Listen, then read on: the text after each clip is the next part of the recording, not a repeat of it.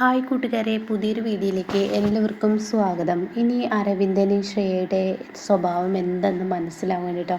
ശ്രേയ തന്നോടുള്ള ഇഷ്ടം കൊണ്ടാണ് തൻ്റെ വിവാഹം കഴിക്കുന്നത് അല്ലെന്നുള്ള സത്യം ഇനി അരവിന്ദൻ മനസ്സിലാക്കുമ്പോൾ അരവിന്ദൻ പൊട്ടിക്കരയുന്നുണ്ട് കേട്ടോ. അപ്പോൾ അതിനെക്കുറിച്ചിട്ടുള്ള ഒരു വീഡിയോ ആണ്. എന്തായാലും ഇത് കുറച്ച് ദിവസങ്ങൾ കഴിഞ്ഞിട്ടാണ് വരാൻ പോകുന്നത്. അങ്ങനെ അരവിന്ദൻ്റെയും ശ്രേയയുടെയും കല്യാണ നാളുകൾ എത്തിത്തുടങ്ങി കേട്ടോ. ആ കല്യാണത്തിൻ്റെ അന്നേ ദിവസം കേട്ടോ, അന്നേ ദിവസമാണ്. അന്നേ ദിവസം പല പരിപാടികളും അവിടെ ഉണ്ടാവുകയാണ്. അപ്പോൾ ഈ സമയം മാഷും അതുപോലെ തന്നെ ഈ പറയുന്ന ആകാശിനെയൊക്കെ പുറത്തിറക്കിയിട്ടുണ്ടാവും കേട്ടോ. അപ്പോൾ മാഷും ആകാശും കൂടി ഒരു തീരുമാനം എടുക്കുകയാണ്, നമുക്ക് ആ വിവാഹത്തിന് കൂടാം, എന്നിട്ട് ആ കല്യാണം നടക്കുന്ന അരമണിക്കൂർ മുന്നേ ആ വിവാഹം മുടക്കണം, അതിനുള്ള വഴികളൊക്കെ നമുക്ക് അറിയാം. അപ്പോൾ അതിനുള്ള ഏർപ്പാട് ചെയ്തിട്ടാണ്. അപ്പോൾ അരമണിക്കൂർ മുന്നേ വരെ നമ്മൾ അവിടെ ഉണ്ടാവുള്ളൂ, എന്നാൽ എല്ലാത്തിലും നമ്മൾ പങ്കെടുക്കുന്ന എന്ന രീതിയിൽ ഷേയുടെ മുന്നിൽ പെരുമാറണം എന്നുള്ള തീരുമാനം എടുക്കണം കേട്ടോ. അപ്പോൾ ഈ സമയം ഇവർ പറയുന്നത് ആയിക്കോട്ടെ എന്നുള്ളതാണ് കേട്ടോ. അങ്ങനെ എല്ലാവരും സന്തോഷത്തോടു കൂടി അരവിന്ദൻ്റെ വിവാഹത്തിൽ പങ്കെടുക്കുകയാണ്. അരവിന്ദനാണെങ്കിലും ഏറ്റവും കൂടുതൽ സന്തോഷമാവാണ്. തൻ്റെ കുടുംബാംഗങ്ങൾ മുഴുവൻ തൻ്റെ ഒപ്പം പങ്കെടുക്കുമ്പോൾ ഹേമക്കും അരവിന്ദനും പറയാൻ വാക്കുകളില്ല കേട്ടോ. അങ്ങനെ എന്തിനും ഏതിനുമായിട്ട്, അതായത് അരവിന്ദൻ മണവാളനായി ആദ്യം കയറി വരുമ്പോൾ അരവിന്ദൻ്റെ ഒരു ഡാൻസും കൂടെ ആകാശും അതുപോലെ തന്നെ ചാരുവും കളിക്കാൻ ഇറങ്ങലും അങ്ങനെ രസകരമായ ആ സംഭവങ്ങളൊക്കെ നടക്കുന്നുണ്ട് കേട്ടോ. അങ്ങനെ ഈ സമയത്തിനെല്ലാം തൻ്റെ അനിയനും തൻ്റെ അനിയൻ്റെ ഭാര്യയൊക്കെ പങ്കെടുക്കുമ്പോൾ തൻ്റെ മനസ്സിനൊരു സന്തോഷമൊക്കെ വന്നു തുടങ്ങുകയാണ്. എന്നാൽ ഇവിടെ എല്ലാം എന്താണ് നടക്കുന്നത് എന്നറിയാൻ വേണ്ടി ശ്രേയ ദിലീപ് എന്ന് പറയുന്ന അയാളെ കൊണ്ട് അപായൊക്കെ ഇടിപ്പിച്ച് മുഖം മറച്ച് അവിടെ ഇവരെ നിരീക്ഷിക്കാൻ വേണ്ടി ഒരു CCTV എന്ന പോലെ അയാളെ നിർത്തിയിട്ടുണ്ട് കേട്ടോ. ഇവരെന്ത് പറയുന്നു, ഇവരെ എവിടെ പറയുന്നു, എങ്ങനെ പറയുന്നു, എന്ത് സംസാരിക്കുന്നു എന്നൊക്കെ അറിയിക്കാൻ വേണ്ടി കേട്ടോ. അങ്ങനെ ഈ സമയമാണെങ്കിലോ ആകാശ് ചാരുവിനോട് പറയണേ, നമുക്കൊരു കാര്യം ചെയ്താലോ. തൻ്റെ പെങ്ങന്മാരോടും പറയുന്നുണ്ട് കേട്ടോ, അനുവിനോടും അതുപോലെ തന്നെ അർച്ചനയോടൊക്കെ പറയാണ്, നമുക്കൊരു കാര്യം ചെയ്താലോ. യഥാർത്ഥ സ്വഭാവം ശ്രേയൻ എന്നെ വിവാഹം കഴിക്കാൻ പറ്റാത്തതിനുള്ള പകയാണ് അരവിന്ദനോട് ചെയ്തതെന്നുള്ള സത്യം നമുക്ക് അരവിന്ദൻ്റെ മുന്നിൽ തെളിയിച്ചു കൊടുത്താലോ.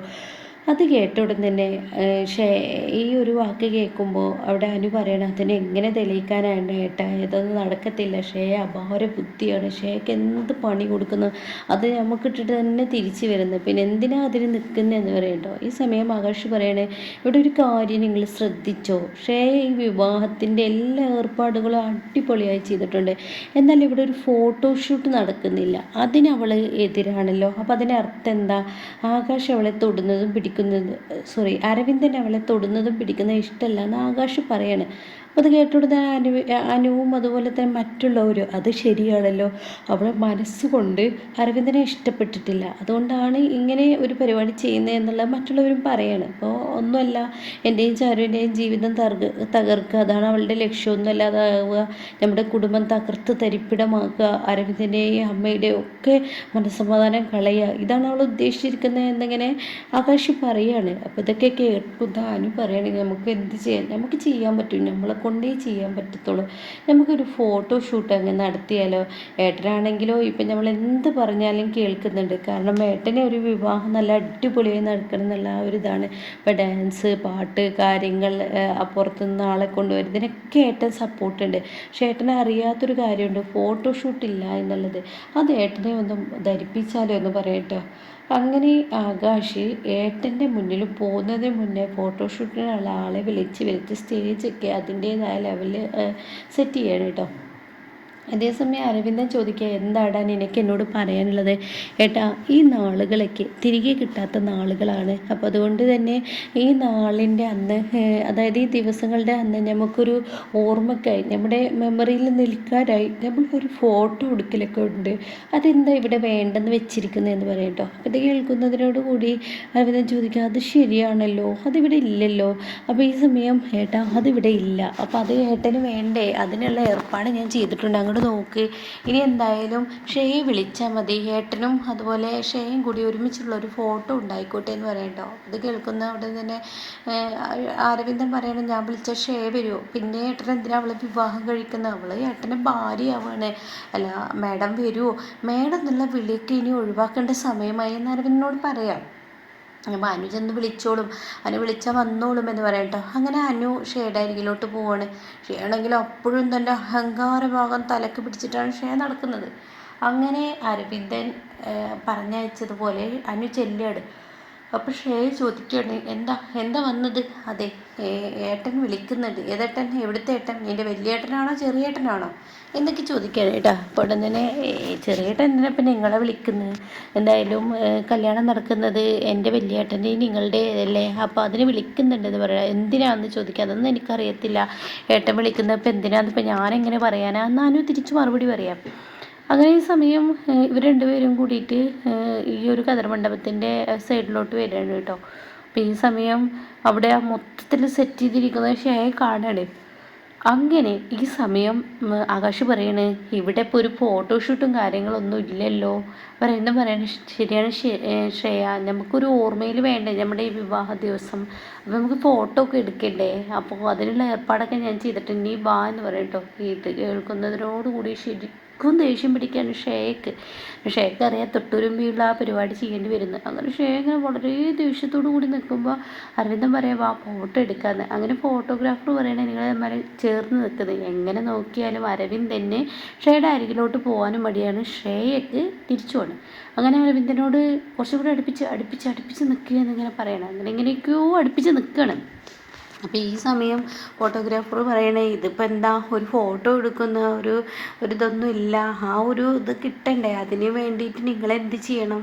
നിങ്ങൾ ചേർന്ന് നിൽക്ക്, അതിൻ്റേതായ ഒരു ലെവലിൽ നിങ്ങൾ നിൽക്ക്, എങ്കിലാണ് ഈ ഒരു ഫോട്ടോ എടുക്കുന്നതിന് ഭംഗി ഉണ്ടാവും. അപ്പോൾ ഉടൻ തന്നെ അരവിന്ദൻ പറയണേ, എനിക്ക് ഇങ്ങനെയൊക്കെ തന്നെ അറിയുള്ളൂ, എനിക്ക് അതിൻ്റേതായ ലെവലിൽ നിൽക്കാനൊന്നും അറിയില്ല, കാണിച്ചു തന്നാൽ ഞാൻ വേണമെങ്കിൽ നിൽക്കാമെന്ന് പറയട്ടെ. അപ്പോൾ ആകാശ് പറയും, അതിനെന്താ ഞാൻ കാണിച്ചു തരാമെന്ന് പറഞ്ഞിട്ട് ചാരു നീ ഒന്ന് വന്നേ. അതേ അവൻ്റെ മുന്നിൽ അവൾ പ്രതികാരത്തിനാണ് കല്യാണം കഴിക്കുന്നത് തെളിയിക്കണം, അതുകൊണ്ട് നീ ഞാൻ പറയുന്നത് പോലെയൊക്കെ ചെയ്യുമെന്ന് പറയണേ.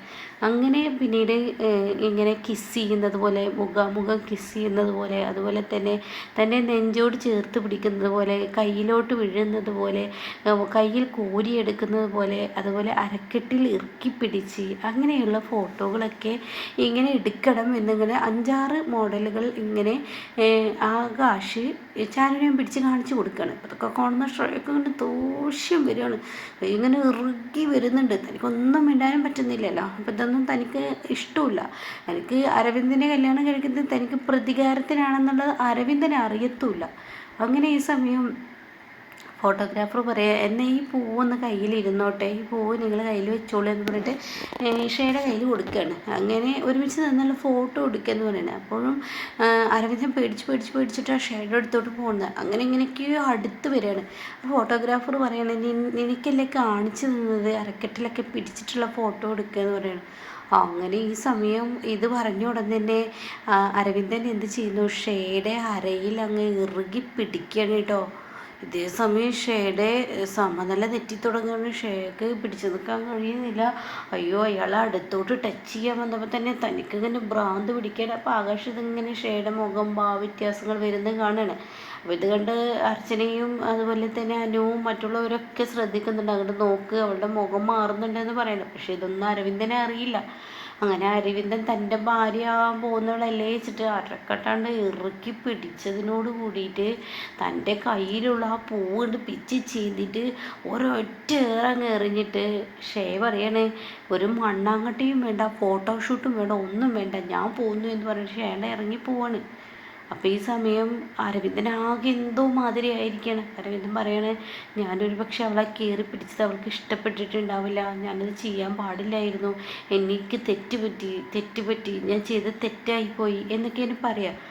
അപ്പോൾ ആ സമയം ആകാശ് ചാരുവിനോട് പറയാണ്, നീ എന്തായാലും ചേച്ചി ഇവരെയും കൊണ്ട് പോകും, എൻ്റെ പെങ്ങന്മാരെയും കൊണ്ട് നീ തൽക്കാലം ഇവിടെ നിന്ന് പോകും, ഒറ്റയ്ക്ക് അവനോട് സംസാരിക്കണം, അവൻ്റെ കണ്ണിൽ ഒരു കാര്യം ഓർമ്മപ്പെടുത്തി കൊടുക്കണം, അവന് കണ്ണിൽ മഞ്ഞ് ബാധിച്ചിരിക്കുകയാണ്, അവൻ അടിമയെ പോലെ ജീവിക്കേണ്ടി വരുള്ളൂ, അപ്പോൾ ആ സത്യം ഞാൻ അവൻ്റെ മുന്നിൽ തെളിയിച്ചു കൊടുക്കട്ടെ, നീ പോകുമെന്ന് പറയണം.